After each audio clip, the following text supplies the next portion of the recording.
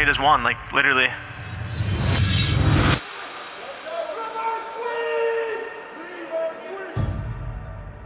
In the world of gaming, there are few things more exciting than watching a player or team come back from the brink of elimination to win it all.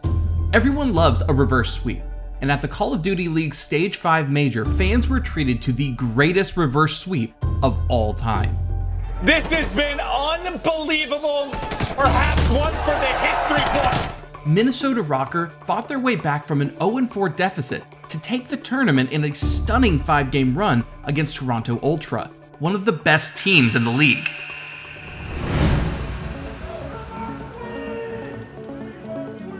He sees the wrap out, he's going to work the plan. Now it'll be he's going to catch him out. Priesta. They're going to catch him. He gets away for now. 50 He's got no time. Just gets out He's got a plan. Time is dwindling. There's the angle. Kleenex wins one. Attack finishes it. And it is done. The greatest comeback in the history of Call of Duty esports. It's the Minnesota Massacre as they get the dub. Are you kidding me? This victory cemented RØKKR in the annals of COD history and gained them the unwavering respect of fans all over the world. I'm just so happy right now. Like, words can't explain what just happened, but I'm just so proud of myself and my teammates, and I'm happy for all you fans that actually stayed and didn't leave after the 4th match. But how did a team that spent all season in the middle of the pack manage to pull off such a Herculean feat?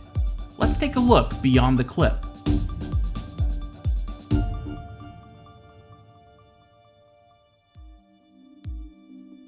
Coming out of the 2020 season, RØKKR dropped their entire roster and were looking to rebuild from the free agent pool going into Call of Duty Cold War. On September 15th, RØKKR announced their acquisition of Priesta, Attach, Accuracy, and Major Maniac. As the majority of the team were seasoned veterans, great things were expected from them. Yo, Mike, I just got second at champs twice in a row. We gotta do something about that. I say we go to Minnesota and ice up, bro. Hey, let's go. Let's go. Let's go, baby.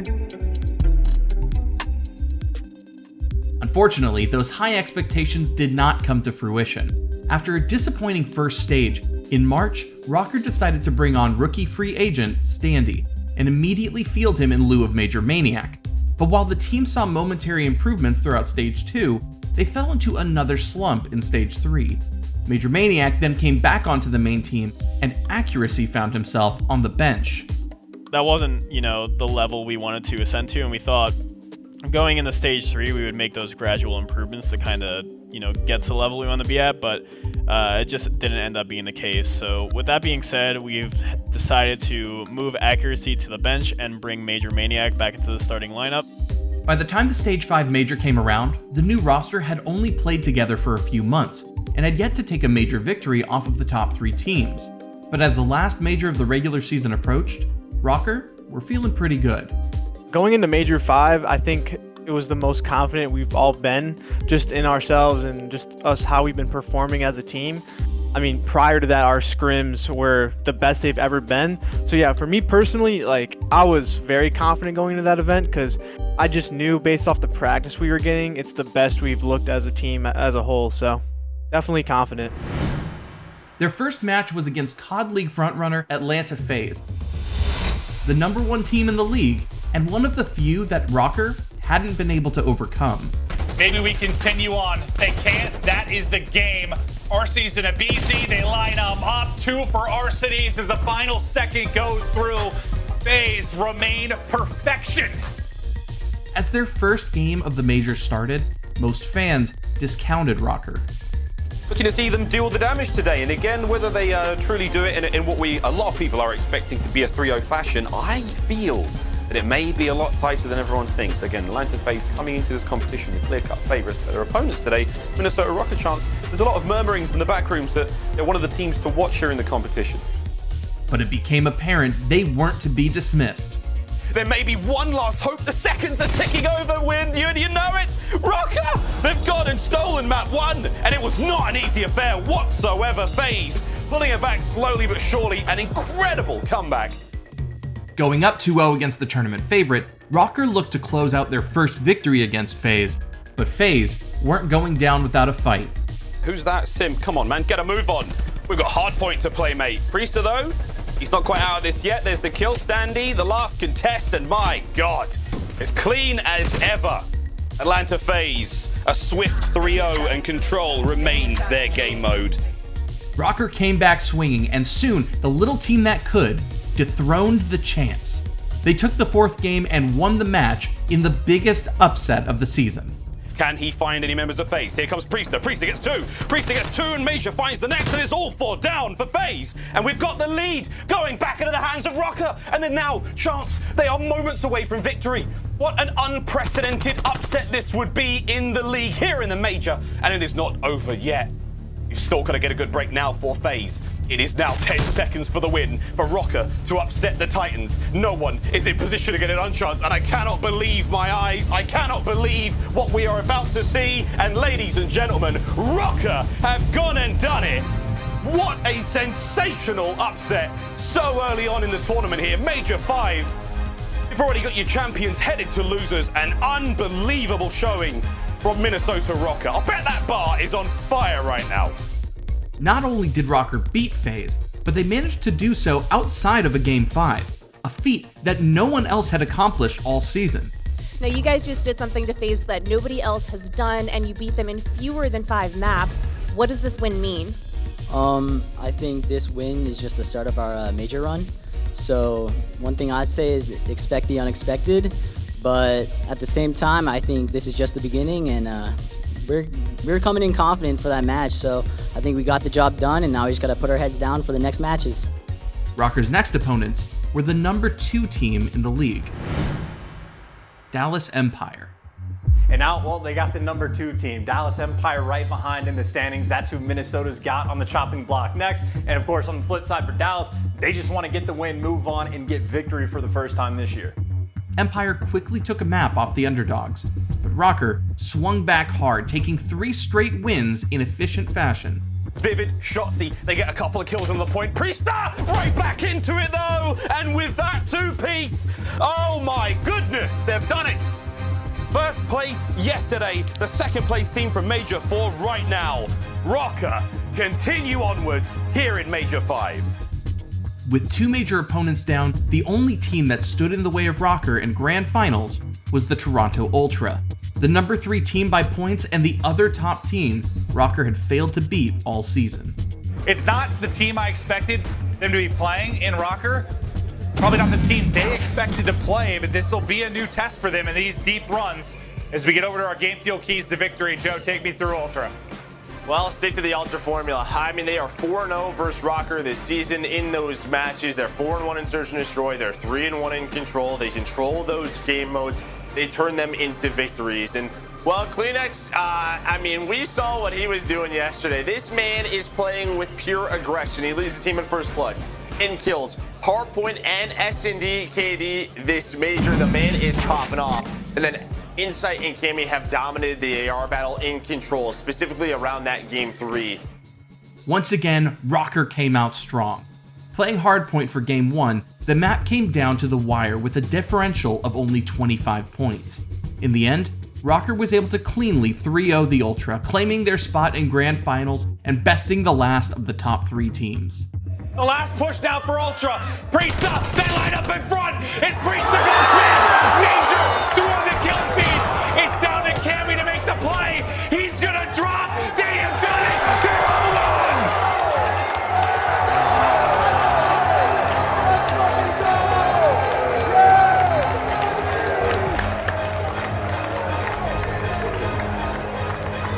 Oh, and sometimes that life advantage just doesn't matter. The clock working against you. Major Maniac with some multi-kills. I just think the way they played that push when you got Insight all the way behind them, they mistime it, they get a bit impatient, and instead it's RØKKR who controls the map and wins the Control, a 3-0 fashion, and we do not see that often versus Toronoto Ultra. All that was left was to see who they'd face off against. This year, the CDL was running a best-of-9 structure for their Grand Finals, so the team that made it to Grand Finals from the winner's bracket would jump into the most important game of the tournament completely cold. The winner of the lower bracket, however, would play finals warmed up by their last match. The losers bracket finalists would also pick the maps for games 2, 3, and 4 of the grand finals. What I don't like about it is how the grand finals, if you're the team in grand finals, you don't get a warm-up. So we had no warm-up prior to our grand finals match, and the team that came from losers finals played a match right before that. So I don't know, I think it's a little bit of a disadvantage because your only advantage really is vetoes and like kind of controlling the back end of the map set. Just based on how the maps are picked out, like from Team A and Team B. So there has its pros and its cons, and if it were up to me, like there'd definitely be some kind of change there. Despite having bested all the top teams once before, when RØKKR inevitably faced off against one of them again, it would be at a distinct disadvantage for the early portion of the match. As the losers bracket finals came to a close, it was the Toronoto Ultra who claimed victory, earning their second chance at ending RØKKR's Cinderella story. It is now the Empire's turn to try to retake this B-bomb site. This could be the end of their year. Empire have to win 3 straight rounds to stay alive here, to eliminate Ultra.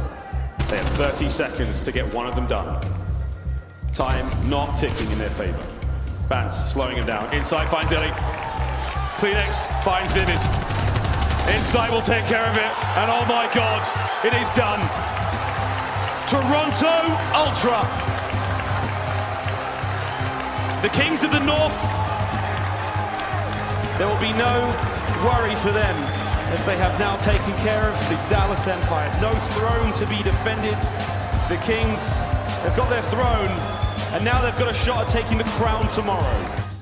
Reaping the benefits of the format, Ultra started off hot as a rocket. They crushed RØKKR in short order, taking the first map with more than 5 times the point score of their opponent. I think this is big. Like, how many times have we seen a team get going late in the game, get on a little bit of a heater? Don't let it happen. Put them away. Put them in the dirt. And that's exactly what Ultra do. One of the biggest hard point victories you're ever going to see. 250 to 34. Are you kidding?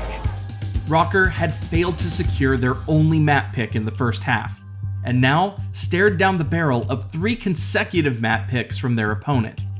After 4 straight losses, RØKKR was just 1 map away from losing it all. It has been the Toronoto Ultra show. The Battle of the North has been less a battle and more of a stomping as they dominate through the first 4. The match seemed to be over, with Ultra at the helm and just awaiting their trophy. So after every map loss, we actually were just, kept telling each other, hey, we're not doing this, we need to start doing that. And I think that really helped us on the, obviously the back end of the series. I think most teams in that situation would fold. And, we all trusted one another. We were very confident in one another. And we knew, that back end, if we just took that Miami, took one map at a time, we could do it. It's not impossible. And it's crazy because all of us felt that way. And there was nobody that, thought in their head, oh, we're out. This is over. But we just all, it was just one bond. We just played as one, literally. The rotation across from Cammy and Vance.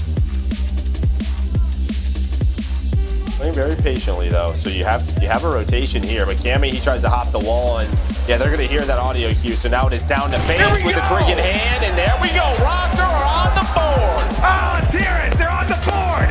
Maybe the final starts now!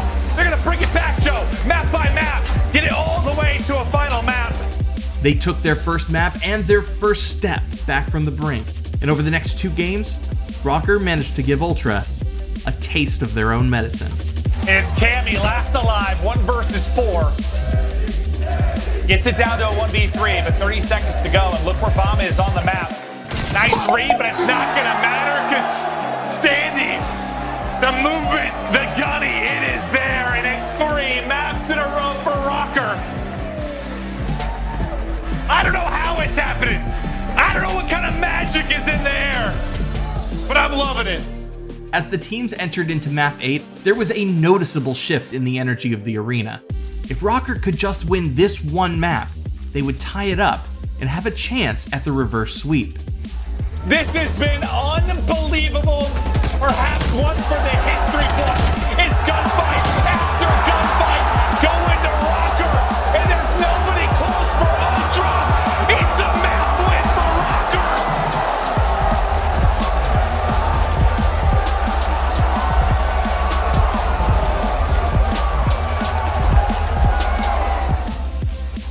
RØKKR once again secured victory and stood on the precipice of making history.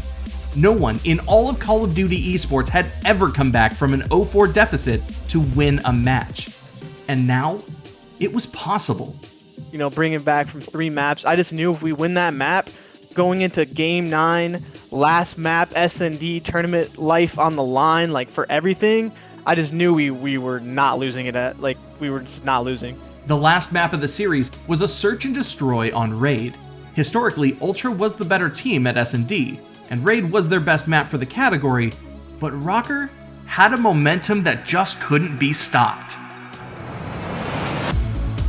2v2. It's coming down to this attack. They want to hit. It's all on to Kleenex to keep Ultra in it. 30 seconds on the clock, and Kleenex has bomb. And he clutch up in the 1 versus 2. He sees the wrap out. He's going to work the plan. Now to be he's going to catch him out. Priesta. They're going to catch him. He gets away for now. 50 He's got no health, time. just gets out He's of got a plant. Time is dwindling. There's the end. Kleenex wins 1. Attack finishes it. It is done. The greatest comeback in the history of Call of Duty esports. It's the Minnesota Massacre as they get the dub. Are you kidding me? RØKKR had done the impossible. They had come back from a larger deficit than anyone in the game's history. They did so against a higher rated team and on that team's favored map. It was as sweet a victory as anyone could ask for. I'm just so happy right now. Like, words can't explain what just happened, but I'm just so proud of myself and my teammates, and I'm happy for all you fans that actually stayed and didn't leave after the 4th map.